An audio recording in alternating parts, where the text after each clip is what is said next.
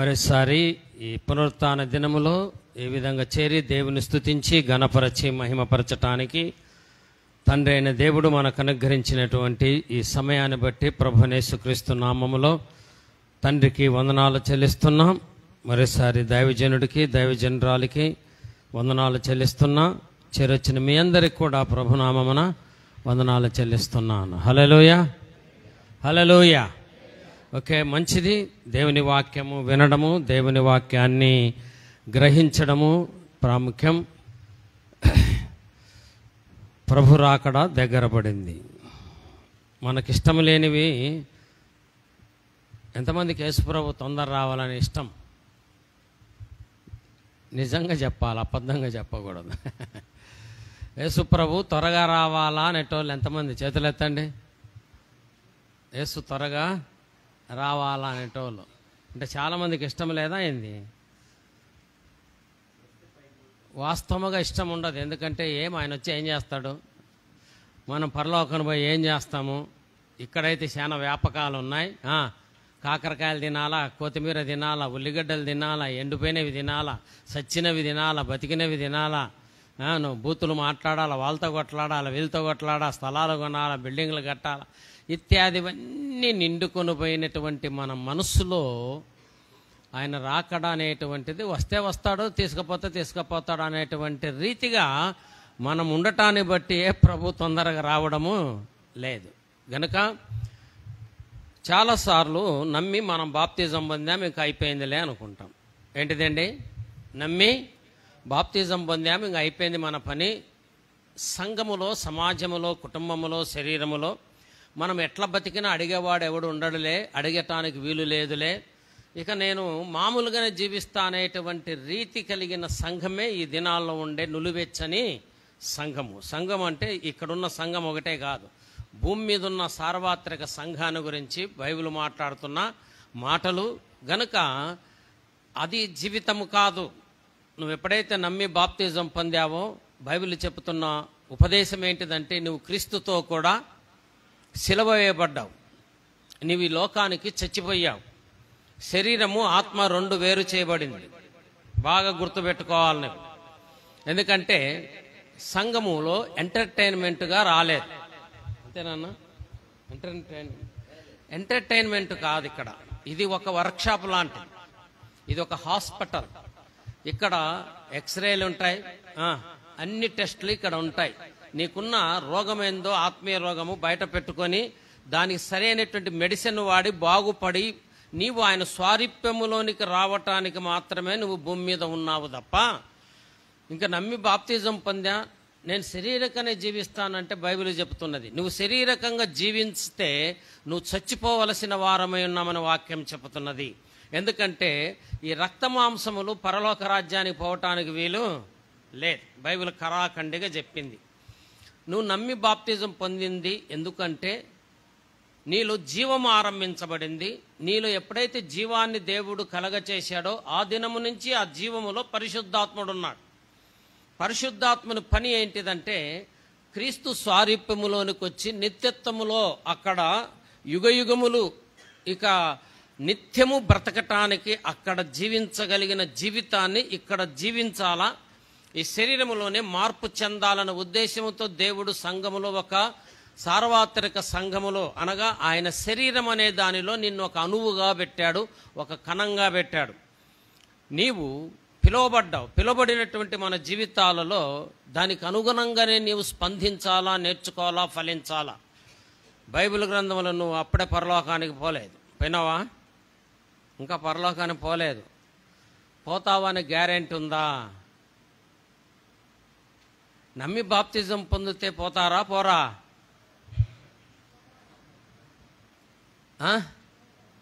ఎట్టపోతారు? నేను వారానికి ఒకసారి జర్నీ చేస్తా, రైల్వే టికెట్ తీసుకుంటా. రైల్వే టికెట్ తీసుకుంటే పోయినట్లా పోనట్టనా? పోయినట్టే పోనట్టే, ఈ రెండు ఉంటాయి. నేను పోవాలంటే ఏం చేయాలా? ట్రైన్ ఎక్కాలి. మా ఇంటికాడికి వస్తుంది ట్రైను. యాడికి వస్తుంది అది? యాడికి వస్తుందండి? ఏ టైంకి వస్తుంది? నేను ఊక అడపదడప పోతే కుదరదు. నేను సిద్ధపడి వెళ్ళాలా. ఒక క్రమం ఉంటుంది, ఒక పద్ధతి ఉంటుంది. నా టికెట్ ఇంట్లో పెట్టి మర్చిపోకూడదు, సెల్ ఫోన్ ఇంట్లో పెట్టి మర్చిపోకూడదు, ఆధార్ కార్డు తీసుకొని వెళ్ళాలి. ఇవన్నీ ఉంటాయి.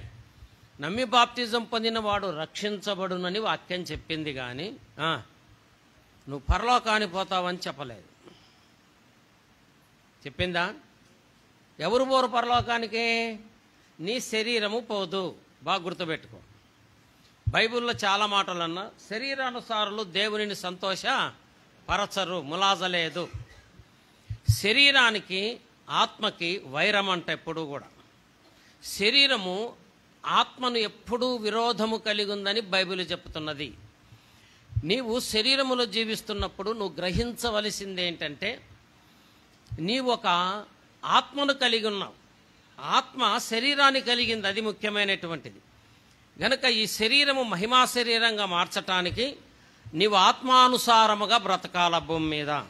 తండ్రి అయిన దేవుడు, కుమారుడైన దేవుడు, పరిశుద్ధాత్ముడు. తండ్రి దగ్గర కుమారుడు ఉన్నాడు, కుమారుడు ఆడ సింహాసనం మీద కూర్చున్నాడు, భూమి మీద పరిశుద్ధాత్ముడు ఉన్నాడు. పరిశుద్ధాత్మునికి నీవు అప్పగించుకోకపోతే, బైబిల్ ఉన్నది, స్వబుద్ధిని ఆధారం చేసుకోవద్దు, నీ జ్ఞానాన్ని ఆధారం చేసుకోవద్దు. చాలాసార్లు వాక్యము నాకు తెలుసు, నీకు తెలుసునేమో కానీ నీలో నివసించదు. వాక్యం విశ్వాసము కూడా నీలో నివసించదు. చాలాసార్లు ఏమనుకుంటున్నామంటే, ప్రతి ఆదివారం వాక్యం వింటే నాలో విశ్వాసం ఉంది అనుకుంటాం. విశ్వాసం నీలో ఉండదు. ఎందుకంటే ఆయన విశ్వాసమును కర్త, దాన్ని కొనసాగించు అనే యేసు వైపు చూడాల. ఇక్కడ ఒకటి గమనించండి పాయింట్. యేసు ప్రభువారు విశ్వాసమును కర్త, వినుట ద్వారా విశ్వాసము కలుగుద్ది. అయితే ఈ దినము కలిగిన విశ్వాసము రేపు పనిచేయదు. ఏంది పాస్టర్ గారు డిఫరెంట్గా చెప్తున్నావేమంటారు? విశ్వాసము లేకుండా దేవునికి ఇష్టడై ఉండుట అసాధ్యము. ఈ దినం విన్న వాక్యము నీకు పని చేయాలంటే నీవు క్రియలు చేయాలి. క్రియలేని విశ్వాసము, విశ్వాసము లేని క్రియ నిష్ప్రయోజనమని వాక్యం చెప్తుంది.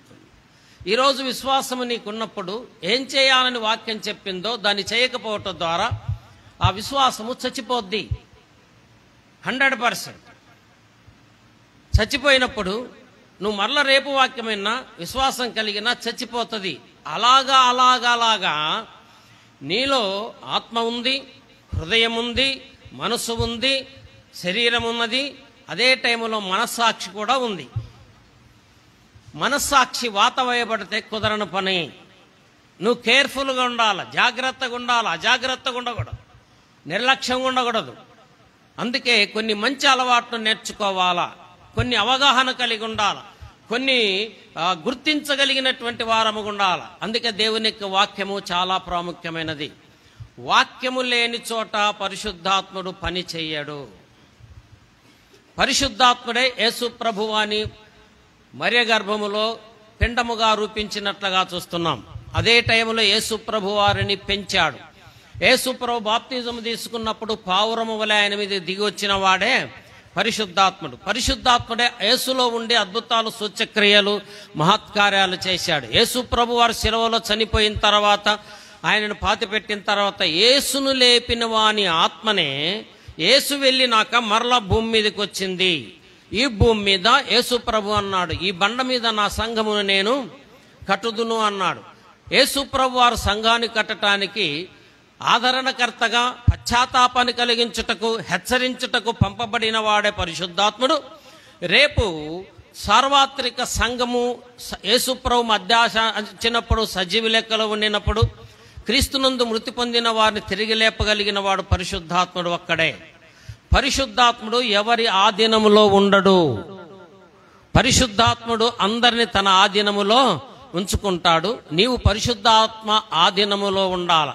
ఆ పరిశుద్ధాత్ముడు రాయించినటువంటి గ్రంథమే పరిశుద్ధ గ్రంథము, పాత కొత్త నిబంధన గ్రంథము. గనుక సంఘము అనేది ఆత్మానుసారముగా ఉండాలి, కానీ శరీరానుసారంగా ఉండటానికి వీలు లేదు. మీరు బహుగా ఫలించుట ద్వారా మహిమపరచబడును. ఫలించని ప్రతి తీగను ఏం చేస్తాడంట? నరికి బయట పడవేసి దాన్ని కాల్చి వేస్తాడంట. అంతవరకు తీగ లోపల చెట్టుకే ఉంది.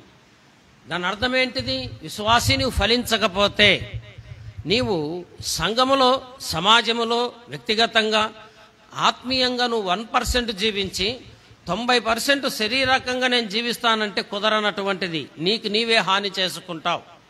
నీలో ఉన్న పరిశుద్ధాత్ముడు దుఃఖపడితే, పని చేయకపోతే, ఆత్మానుసారం నడవకపోతే నీదంతా నిష్ప్రయోజన జీవితమే ఉంటుంది. నీకు ఎంటర్టైన్మెంట్ తప్ప సంఘంలో ఇంకొకటి ఉండదు. శరీరానుసారమైన మనసు. ఎందుకే నువ్వు పరలోకానికి వెళ్ళా? సంఘములో ఎదిరించవచ్చునేమో, సమాజంలో ఎదిరించవచ్చునేమో, శరీరంలో ఉండి ఎదిరించవచ్చునేమో. మోసపోకుడు దేవుడు వెక్కిరించబడు. చాలా జాగ్రత్త నీ జీవితంలోన. పరలోకానికి పోవడమే ముఖ్యం. కానీ భూమి మీద శారీరకంగా నీవు గుర్తించబడ్డము, పొగడబడ్డము, హెచ్చించబడ్డము, కోరుకోవడము, లేదంటే గలిబిలి కలిగించడము ఇత్యాదివన్నీ కూడా అలగడాలు. ఏంటిదండి చెప్పండి? అలగడాలు బాగోదు కదా. పాస్టర్ గారు అలుగుతే బాగోదు అన్నా, బాగుంటుందా? ఇలా మనవరాలు అలుగుతే బాగుంటుంది. నీవు అలుగుతే బాగోదు. బైబిల్ ఏం చెప్పిందో అసలు చదువుతున్నా? బైబిల్ చదువుతున్నామా? యేసుప్రభు అన్నాడు, నిజమైన జీవాహారమును నేనే. ఈ వాక్యం అనేటువంటి మన్నాను నువ్వు తినాల రోజు. వాక్యాన్ని ఎంత చదువుతావో, ఎంత సారాన్ని తీసుకుంటావో అంతగా ఆయన స్వారూప్యములోనికి నువ్వు వస్తావు. ఎత్తబడే ముఖ్యము కానీ భూమి మీద ఎంటర్టైన్మెంట్ కోసం మందిరానికి రావటానికి వీలు లేదు. నువ్వు ఆత్మీయంగా కట్టబడాలి. ఏ విధము చేత నేను నిత్యత్వములోనికి వెళ్ళటానికి యేసుప్రభు మాటలు పనిచేయవా? తను తాను తగ్గించుకున్నవాడు. యేసుప్రభు మాటలు మీరిన వాడి విశ్వాసిని ఎలాగ పిలవగలుగుతాం మనం? తగ్గింపుందా? తను తాను తగ్గించుకుని మనసు లేకుండా హెచ్చించే మనసు ఉన్నప్పుడు దేవుడు ఏమన్నాడు? తను తాను హెచ్చించుకున్న వాడిని ఏం చేస్తాడంట? తగ్గిస్తాడంట. తను తాను తగ్గించుకున్న వాడిని హెచ్చిస్తాడంట. రివర్స్ ఉంటాయి లేఖనాలు ఎప్పుడు కూడా. దేవుని వాక్యం ఏం చెప్తున్నది? కన్ను అభ్యంతరపరిచిన ఎడలా చెప్పండి, కన్ను బీకి పడై. ఎందుకే? గుడ్డి కళ్ళతో పరలోకములు ఉండడం మంచిది కానీ 2 కళ్ళు పరలోకానికి కళ్ళు అనుమతించబడవు. ఒకటి చెయ్యి నరకబడాల కానీ ఒక చెయ్యి లేకుండా పరలోకానికి పోవడం మంచిది కానీ ఆ చెయ్యి కలిగి ఆ ఒక్క చేతితో సర్వ శరీరం అంతా నరకములు కావాల్సి వస్తుందని లేఖనాలు సెలవిస్తున్నాయి. అందుకే బైబిల్ చెప్తున్నది, మీ సొంత రక్షణను ఎట్లా చేయాలా? భయముతో, వణుకువతో కాపాడుకోవాలంట. రోజు నీ పని ఏంటి? నీ కుటుంబం ఉంది, సమస్యలున్నాయి, ఇరుకులున్నాయి, ఇబ్బందులున్నాయి, బాధ్యతలున్నాయి, ఆర్థిక సమస్యలున్నాయి, అనారోగ్య సమస్యలున్నాయి, ఇవన్నీ ఉన్నాయి.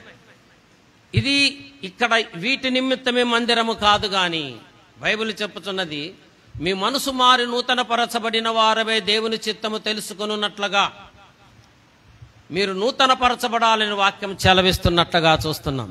గనుక పరలోకానికి వెళ్ళాలా అనేది ప్రతి దినము తీవ్రత కలిగి ఉండాలి. మన మనసులో తీవ్రత కలిగి ఉండాలి. అది చాలా ప్రాముఖ్యమైనటువంటిది. ఎవరైనా మనల్ని ఏదైనా అన్నారనుకోండి, వాళ్ళని 100 మాటలు అనేంత వరకు మనల్ని ఎట్టుంటుంది తీవ్రత లోపల?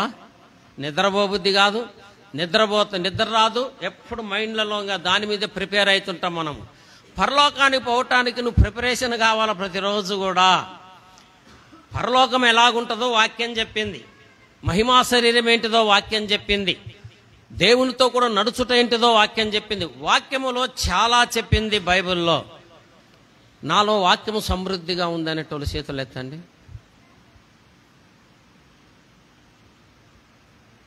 టిఫిన్ తిని వచ్చినారు బాగా,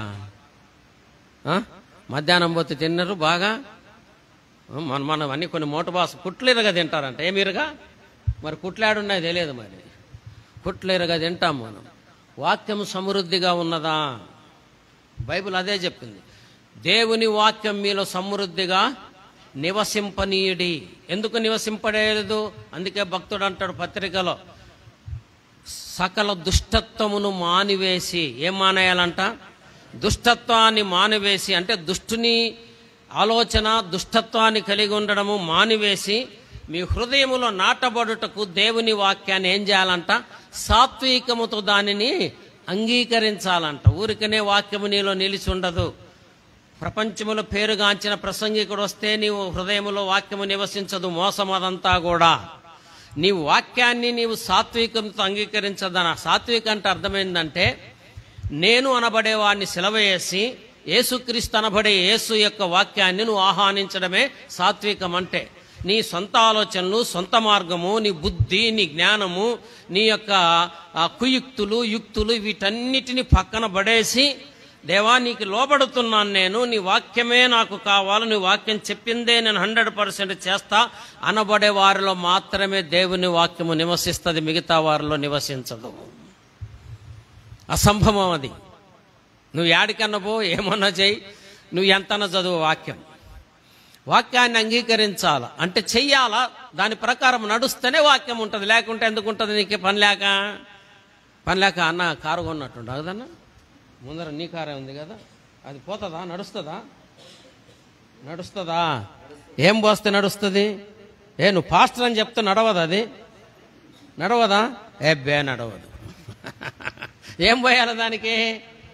పెట్రోల్ పోయాల. సాత్వికం అనేది నీలో ఉంటేనే వాక్యము నీలో ఉంటుంది, నడుస్తావు.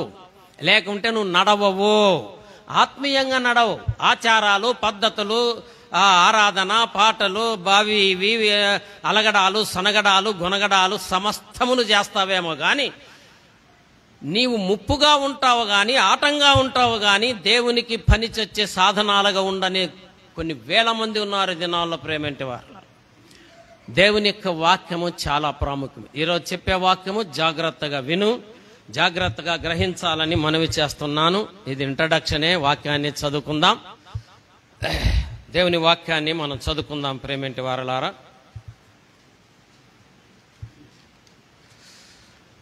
మొదటి తిమోతి 3వ అధ్యాయం 14వ వచనం చదువుకుందాం. మొదటి తిమోతి 3:14 వచనం చదువుకుందాం. శీఘ్రముగా మీ యొద్దకు వత్తునని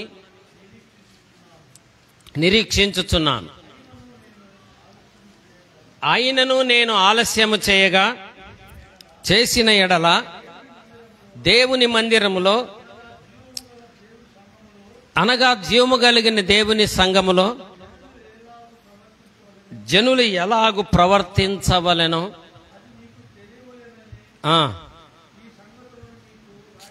చాలు. అందరు నా వైపు చూడండి. ప్రవర్తన ఏంటండి? అందరు నా వైపు చూడాలి. ప్రవర్తన చాలా అవసరము. జీవము కలిగిన దేవుని సంఘము లో నువ్వు ఎలాగ ప్రవర్తించవలనో తెలపవలనని, నువ్వు ఎలాగ ప్రవర్తించాలనో లేఖనాలు సెలవిస్తున్నాయి. అంటే సంఘములో ఒక ప్రవర్తన అనేది ఉండాలనా లేదా? కుటుంబంలో ప్రవర్తన ఉండొద్దా? స్త్రీగా నీ ప్రవర్తన, పురుషుడుగా నీ ప్రవర్తన, యవనస్తుడుగా నీ ప్రవర్తన, యవనస్తురాలుగా నీ ప్రవర్తన, ఎవరి ప్రవర్తన వారిది. ప్రవర్తన లేకుండా పోతే ప్రయోజనము లేదు. ప్రవర్తన అవసరమా? అందరు నాయపు చూడాలా. దయచేసి మాట్లాడొద్దండి, శ్రద్ధగా వాక్యమేనండి. సాతానుడు విననీయకుండా చేస్తాడు. ఇక్కడ వచ్చిన ప్రాబ్లం ఏంటంటే, మనకు ఈ దినాల్లో బైబిల్ చెప్తున్నది. ఏమని చెప్తుందో తెలుసునా? అంత్య దినములలో అనేకులకు ఏం చెవులు ఉంటాయంట? దురద చెవులు ఉంటాయంట. ఎప్పుడన్నా దురద పుట్టిందా మీకు? చెవు దురద పుట్టిందా? దురద పుట్టి ఏమవుతుంది? మేకులు, పిన్నీసులు, పక్క పిన్నీలు, గడ్డపారలు పెట్టి తిప్పుతుంటే హాయి అనిపిస్తుంది. అది జీవితకాలం ఉంటే బాగుంటుందంటే ఇన్ఫెక్షన్ అయ్యి మెదుడుకు బట్టి సచ్చి ఊరుకుంటామో సంగతి. బోధకుడు దురద సేవలు కలిగిన దురద సేవలకి ఏమంటే జక్కయ్య, ఆ కథలు, ఈ కథలు, లోకానుసారమో పొగడతలు, సంఘములో ఆదివారం వారంలో నువ్వు అది చేసావు, ఇది చేసాం, అది చేసాం, మీకు అనుకూలమైన బోధ చెప్పిన సేవకుడే మంచోడుగా ఉన్నాడు దినాలలో. కానీ నిన్ను పరలోకానికి వెళ్ళటానికి సిద్ధపరిచేటువంటి బోధకుడు నీకు ఉండడము చాలా అవసరము. అలాంటి బోధలు అవసరము. నీకు బలమైన ఆహారం అవసరం. కానీ అన్న ఒకవేళ భోజనాలు వచ్చేసి నెలలో నేను మళ్ళీ వస్తాను అనుకో, అన్న వస్తున్నాడు, సరే అందరం భోజనాలు ఏర్పాటు చేద్దామని చెప్పేసాడు. మీరందరూ కూడా సిద్ధపడి వచ్చారు. సిద్ధపడి వచ్చిన తర్వాత అంతలోపు మిల్క్ ట్యాంకర్ దిగింది. ఆడికి ఏం దిగింది? మిల్క్ ట్యాంకర్ దిగింది. ఎంతమంది ఉన్నారు? అంతా పిల్లలే సుమారుగా ఉన్నారు. ఖాళీ అయిపోయింది చర్చి అంతా. నీకు బాధగా ఉంది అమ్మ. వెనకొక చర్చి జరుగుతుంది, పిల్లల చర్చి. హల్లెలూయా. ఆ తరమే కాపాడాలా ఈ తరం ఉన్నోళ్ళు. అందుకు నీ ప్రవర్తన జాగ్రత్త. పిల్లలు నిన్ను అబ్జర్వ్ చేస్తారు, నీ మాటలు అబ్జర్వ్ చేస్తారు. మీ మాటలు ఎట్టుండాలంట చెప్పండి. ఉప్పేసినట్టుండాలనా, నిప్పులు పోసినట్టుండాలనా? నీ నాలుక పాడుగాను. ఏమండి, ట్యాంకర్ దిగిన తర్వాత ఏంది ఆ పాల ట్యాంకర్ తీసుకొచ్చిండు ఆ పాస్టర్ గారు, సేమే చేపిస్తుండేమో లాస్ట్కు తినటానికి అని అనుకున్నారా? అందరు అనుకున్నారు. అడన్నీ డ్రమ్ముల్లో నింపి పెట్టి ఒక్కొక్కరు లీటరు అన్నం లేదు, చికెన్ లేదు, ఏమి లేదు. లీటర్ పాలు మీకు అందరికి బాగా కాసి చల్లార్చి సీసాల్లో పోసి చక్కెర వేసి ఇచ్చినారు. తాగుతారా? ఎందుకు తాగరు? ఏమైంది మీకు? పాలు తాగే వయసు కాదది. ఇంతింత ముక్కలు సప్పరిచ్చి నమ్మలే వయసు ఇది. ఇంతింత మూలిగెముకలు కొట్టుకొని తినే వయసు మనది. చూస్తాం, లెక్క పెడతాం, ఇట్లా చూస్తాం. పక్క వాళ్ళకి ఎన్ని ముక్కలు వేసినో నాకు ఎన్ని ముక్కలు పడ్డాయని చూసి గొడవ పెట్టుకుంటాం. వేసినోని తిడతాం, అలుగుతాం. ఈ బుద్ధి పోలా, ఇంకా ఐగుప్తు బుద్ధి పోలా. అరణ్యములో చచ్చిపోతాం. జాగ్రత్త, ములాజ లేదు. సేవకుడు నిన్ను వాక్యం బోధిస్తాడు కానీ నిన్ను చంపలేడు, నిన్ను బతికించలేడు. నిన్ను చంపగలిగింది, బతికించగలిగింది ప్రియ పరిశుద్ధాత్మ దేవుడు ఒక్కడే. హల్లెలూయా. నువ్వు ఎదిరిస్తుంది నువ్వు ఆయననే గాని సేవకుని కాదు, సేవకురాని కాదు, విశ్వాసిని కాదు, పెద్దల్ని కాదు. గుర్తుపెట్టుకో, ఈ దినం చాలా ప్రాముఖ్యమైనది. అందుకన్నాడు, సంఘములో నీ ప్రవర్తన లేకుండా నీ ఇష్టం వచ్చినట్లుగా జీవించటానికి వీళ్ళ క్రమం ఉన్నది. నువ్వు కూర్చో అన్నా, ఒక ప్రవర్తన చాలా అయినది. నువ్వు ఏ సంగతులను గురించి వింటున్నావు, ఆ సంగతులు ఎంత ప్రాముఖ్యమైనవి, ఎంత విలువైనవి, వాటి ప్రకారము నడవాలనా వద్దా, నడిచానా లేదా అని నీ జీవితంలో పరీక్షించుకోకుండా అక్కడ మధ్యన బల్ల ఉంది. బైబిల్ ఏం చెప్తుందో తెలుసునా? ఇది నా శరీరమని, ఇది నా రక్తమని ఏం చేయమన్నాడండి? వివేచించి ఏం చేయాలంట? పరీక్షించుకోవాలంట, విమర్శించుకోవాలంట. ప్రతి ఆదివారం జరగాల్సిన పనిది. అందుకే ఇక్కడ ఏమన్నాడంటే, బల్లలో చేస్తున్నప్పుడు బల్ల నీతో మాట్లాడేది ఏంటంటే, నువ్వు వినిన సంగతులను విడిచిపెట్టావా, కొట్టుకొని పోయావా, విశేష జాగ్రత్త కలిగి ఉన్నావా? ఇది అవసరమా లేదా అండి? అవసరమా లేదా? నీ పిల్లోడు స్కూల్కి పోయిన తర్వాత 3 నెలలు అయింది, ఒక అక్షరం రావడం లేదు. నువ్వు టీచర్ దగ్గర పోయావు. టీచర్ ఏం చేయాలంటే, అమ్మా నేను రోజు నేర్పిస్తున్నా, కానీ వాడు ఏం చేస్తున్నాడు? మైండ్లో డిలీట్ చేస్తున్నాడు, నాలుక మీద డిలీట్ చేశాడు, కళ్ళతో డిలీట్ చేస్తున్నాడు. వాడు వింటున్నాడే గాని వాటిని విడిచిపెట్టి పోతున్నట్లుగా మనం చూస్తున్నాం. ఇంతవరకు నువ్వు చేస్తున్న పనే నువ్వు పరీక్షించుకోవాలా. వినిన దానిని ఏం చేయకూడదంట? విడిచిపెట్టకూడదు. రెండవది, కొట్టుకొని పోకూడదు. మూడవది, విశేష జాగ్రత్త. అది విశేషంగా ఉండాలి, విశేషమైన జాగ్రత్త. ఎంతమంది గొలుసులన్నీ ఇంట్లో పెట్టొచ్చారు? చేతులు ఎత్తండి. బంగారు గొలుసులు ఇంట్లో పెట్టొచ్చిన పాస్టర్ గారు. గొంతులు వేసుకొచ్చిండ్రా? గొంతులు వేసుకొచ్చిండ్రా? బంగారాన్ని ఆడ పెడతారు. దాన్ని విశేష జాగ్రత్త అని. వినిన సంగతులను ఏం చేయాలా? ఎక్కడ పెట్టుకోవాలి? పరీక్షించుకో. అసలు ఉన్నాయా? వినిన సంగతులు విడిచిపెట్టి ఏమనుకోవద్దండి, కొంచెం ఘాటుగా ఉంటాయి నా మాటలు. వినిన సంగతులను విడిచిపెట్టి విశ్వాసిగా, పరిశుద్ధుడివి, పరిశుద్ధురాలిగా, చాలా సేవ చేస్తున్న వాళ్ళంగా, ఈ సంఘము నాధారగట్టబడిందనగా, నేను ఆ పదం వాడతా, నన్ను క్షమించండి, బాధపడొద్దండి, ఫోజులు కొట్టొద్దండి. ఏం కొట్టొద్దు? అసలైంది చేయకుండగా, అసలైంది చేయకుండగా నీకు ముక్కలు మెత్త వేయాలి కానీ అన్ని అమ్మకలు ఇన్ని వేసిండ్రు అనుకో, అబ్బా ఎన్ని ముక్కలు పడ్డాయని చూస్తే ఒక ముక్క తిన్నికి శాతగా. అప్పుడు యాడ్ నుంచి వస్తుంది కోపము? అరికాల నుంచి వస్తుంది, నశాలానికి అంటుంది కోపము. పరిశుద్ధాత్ముడు ఏమంటున్నాడో తెలుసునా? విన్న వాక్యాన్ని కొట్టుకొని పోయి శరీరానుసారం సంఘములో ప్రవర్తిస్తూ ఇదే ఆత్మీయ జీవితం అని నువ్వు ప్రవర్తించి తెలియపరుస్తూ దాని విషయంలో వాదోపవాదాలు చేస్తూ నిన్ను నువ్వు మోసం చేసుకుంటూ ఆత్మీయంగా ఎదక వాక్యానికి చోటు ఇవ్వకపోతే నువ్వు ఆత్మీయుడవు ఆత్మీయురాలు ఎలా అవుతావు? అందుకంటున్నాడు విశేషముగా. ఏంటి చెప్పండి? విశేషముగా చాలా ప్రాముఖ్యమైనటువంటి విషయము ప్రేమంటి వారులా. కనుక మన జీవితము చాలా ప్రాముఖ్యమైనది.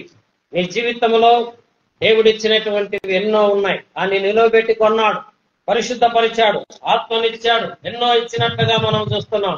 మీకు ఇక్కడ సీసా కనబడుతుంది, కనబడుతుందా? దీని లోపల ఏమున్నాయి? ఏమున్నాయి? నా చేతులు ఏమున్నాయి? ఏమున్నాయి? వాక్యానుసారముగా నువ్వు ఖచ్చితంగా నడవాలి. నువ్వు ఒక మాట అంటావు, ఎవడు నడుస్తున్నారు సార్ సరిగ్గా లేక ఎవడితో నీకెందుకు? ఎవరితో నీకెందుకు? పరిశుద్ధాత్ముడేసే ప్రశ్న ఏంటంటే, నా మట్టుకైతే బ్రతుకుట క్రీస్తు, చావైతే పౌలు అన్నాడు. నా మట్టుకు నేను బ్రతుకుతా, ఎవడో సంగతి నాకో, తిమోతి సంగతి వద్దు, వాడి సంగతి వద్దు, వీడి సంగతి వద్దు అంటున్నాడు. నా మట్టుకు నేను. గనుక నీ జీవితంలో లోకంలోనికి శత్రు దేవునికి శత్రువు ఎవరండి? దేవునికి శత్రువు ఎవరు చెప్పాల? నిజంగా చెప్పండి. దేవునికి శత్రువు ఎవరు? చదవండి యాకోబు రాసిన పత్రికని. మీరు ఎరగరా? కాబట్టి ఎవడు ఈ లోకముతో స్నేహము చేయగోరును వాడు దేవునికి శత్రువు అగును. ఇప్పుడు చెప్పండి, ఎవరు శత్రువు? నా వైపు చూడండి, అందరు నా వైపు చూడండి. దేవునికి ఎవరు శత్రువు? లోక స్నేహితము ఏ విశ్వాసి చేస్తాడో ఆ విశ్వాసే దేవునికి శత్రువు అంట. లూసిఫర్ కాదు, ఎడిసిపెట్టు, పక్కన పెట్టు. నువ్వు దేవునికి శత్రువుగా ఉన్నావా, మిత్రునిగా ఉన్నావా? లోకాన్ని ఎవరైతే స్నేహితము చేస్తారో, శరీరానితో ఎవరైనా స్నేహితము చేస్తారో వారు దేవునికి శత్రువు. నీవే నేనే లోకములో ఉన్నాం. లోక స్నేహితం ఉన్నదా? లేఖనాలు చెప్తా, క్రీస్తుతో కూడా లేపబడిన వారైతే పైనున్న వాటిని ఎత్తకండి, భూ సంబంధమైన వాటి మీద ఆచరిస్తున్నామా? ఇది న్యాయమేనా లేదా? న్యాయమేనా లేదా? దేవుడు వేసే ప్రశ్న ఏంటి? ఈ లోక స్నేహితము చేయవద్దు, నీ మనస్సు భూ సంబంధమైన వాటి మీద పెట్టొద్దని దేవుడు మొత్తుకుంటూ ఉన్నాడు. నువ్వు బజార్లో పోతున్నప్పుడు ముందు చూసి నడవాలి గాని వెనక చూసి నడుచుకుంటూ పోయినావు అనుకో, ఏమన్నా అవుటే. నేను చెప్పేది చాలా జాగ్రత్తగా వినండి. అందుకే లేఖనాలు ఏం చెప్తున్నాయంటే విశేషమైన జాగ్రత్త ఉండాలంట ఇన్న వాక్య విషయంలో. ఏ మనసు ఉండాలా? నాతో మాట్లాడు ప్రభువా, నేను ఏదైనా చేయటానికి నేను సిద్ధంగా ఉన్నా. వాళ్ళతోనే మాట్లాడతాడు దేవుడు, కానీ అడ్డగోలుగా ఇష్టం వచ్చిన వాళ్ళందరితో మాట్లాడేవాడు కాడు దేవుడు. చేయనప్పుడు నీతో ఎందుకు మాట్లాడతాడు దేవుడు? చేయనప్పుడు నీకెందుకు నిన్ను దర్శించాలా దేవుడు? దేవుడు ఎవరితో మాట్లాడతాడంటే చేసేవానితో మాట్లాడతాడు, చేయని వాడితో. వింటావే గాని క్రియలో ధన్యుడు కాలేకపోతున్నాం, అనుసరించలేకుండా పోతున్నాం, పరిశుద్ధత కలిగి ఉండలేకపోతున్నాం, రక్షణలో భయం పడలేకపోతున్నాం. అనేక పర్యాయాల పెరిమైన వారలారా